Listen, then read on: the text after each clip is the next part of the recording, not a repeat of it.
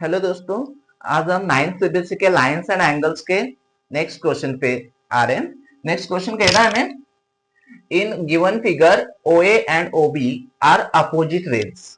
ठीक है, हमें कह रहे हैं कि यहाँ पे ओए एंड ओबी क्या है, अपोजिट रे, और उस पे कुछ एक लाइन स्टैंड कर रहा है कि ओसी। ठीक है, तो इसका मतलब क्या होगा कि एओसी एंड बीओसी क्या कर रहे हैं, एक लीनियर फॉर्म फॉर्म कर रहे हैं। ठीक है, लीनियर फॉर्म फॉर्म कर रहे तो हम बोल सकते हैं कि अगर उस पे अगर कोई एडजेसेंट एंगल फॉर्म कर रहे तो एडजेसेंट एंगल का सम कितना होता है, 180 डिग्री।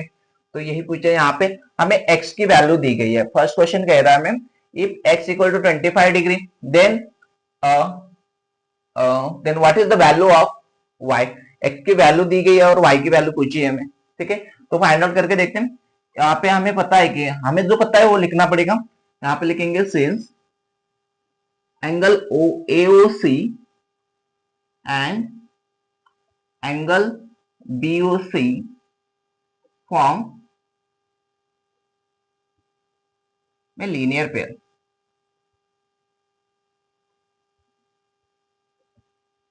इसका मतलब हुआ कि angle, therefore angle AOC plus angle BOC equal to 180 degree. ठीक है, और हमें एंगल AOC क्या दिया हुआ है, angle AOC 2y plus 5 degree, 2y plus 5 degree plus, और BOC क्या दी हुई है, angle BOC 3x degree, 3x degree equal to क्या होगा, 180 डिग्री। ठीक है, तो हमें यहाँ पे 180, इसे इक्वेशन 1 दे देंगे। ठीक है, अब क्या करेंगे कि फर्स्ट क्वेश्चन सॉल्व करते हैं। फर्स्ट क्वेश्चन हमें कह रहा है कि if x equal to 25 degree then from equation 1 we obtain. देखते हैं कि हमें इक्वेशन 1 से क्या मिलता है अगर हम x की जगह पे 25 डिग्री अगर रख देते तो क्या होगा। First equation 2y plus 5 plus 3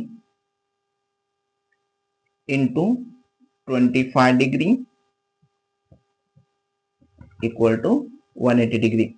तो इसको सिंप्लीफाई कर लेते हैं तो क्या होगा, ये तो 2y प्लस 5 आएगा, यहाँ पे 3 इंटू 25, 3 इंटू 25 कितना आएगा, 75 इक्वल टू 180। ठीक है, तो यहाँ पे क्या होगा कि 2y degree plus 5 degree plus 75 degree 80 degree आएगा इक्वल टू 180 डिग्री। यहाँ पे 80 डिग्री प्लस में इक्वल टू के उस साइड जाएगा तो माइनस हो जाएगा, तो 180 degree minus 80 degree, so 2y degree equal to 180 degree minus 80 degree कितना आएगा, 100 डिग्री। ठीक है, तो यहाँ पे 2 मल्टीप्लीकेशन में उस साइड जाएगा तो क्या होगा, इक्वल टू के उस साइड जाएगा तो डिवीजन हो जाएगा। तो इसका मतलब क्या होगा कि y degree equal to 100 degree divided by 2। तो हमें क्या मिलेगा, y equal to sorry for y equal to क्या आएगा, 50 डिग्री। ठीक है, तो हमें y की वैल्यू मिल गई। ठीक है, वैसे अगर हमें सेकंड क्वेश्चन दिया हुआ है, यहाँ पे सेकंड क्या कर रहा है हमें, सेकंड में हमें y दिएगी, y की वैल्यू दी गई है और x की वैल्यू पूछा है। ठीक है, तो यहाँ पे लिखा है if y equal to 35 degree. ठीक है, अगर हम y की वैल्यू 35 लेते हैं तो फ्रॉम इक्वेशन 1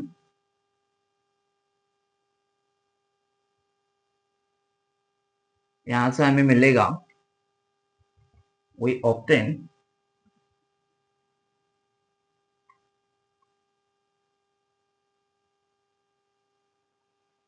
इक्वेशन 1 क्या कह रहा है हमें, 2y डिग्री ना, अगर y की जगह पे हम 35 डिग्री रख देते हैं तो क्या होगा, 2 into 35 plus 5 plus 3x equal to 180। ठीक है, तो यहाँ पे 2 इंटू 35 क्या होगा, 75, सॉरी 70 डिग्री। ठीक है, और plus 5 plus 3x equal to 180, तो 70 प्लस 5 क्या होगा, 75, प्लस 3x इक्वल टू 180, और यहाँ पे प्लस 75 का प्लस में एडिशन में है, तो उस साइड जाएगा तो सबट्रैक्ट होगा, मतलब 3x इक्वल टू 180 माइनस 75, तो 3x इक्वल टू 180 माइनस 75 105 आएगा। और अगर x इक्वल टू यहाँ पे मल्टीप्लीकेशन में उस साइड जाएगा तो क्या होगा, इक्वल टू के उस साइड जाएगा तो डिवीजन हो जाएगा, इसका मतलब 105 डिवाइडेड बाय 3। तो इसको हम 105 को अगर 3 से डिवाइड कर देते हैं, ठीक है, 105 को 3 से डिवाइड कर देते हैं, तो हमें मिल जाता है कि 3 1 जा 3, 3 3 जा 9, एंड रिमाइंडर 1 रहता है 1 and 5 15, तो 3 5 जा 15, मतलब x भी हमें मिलेगा 35 डिग्री।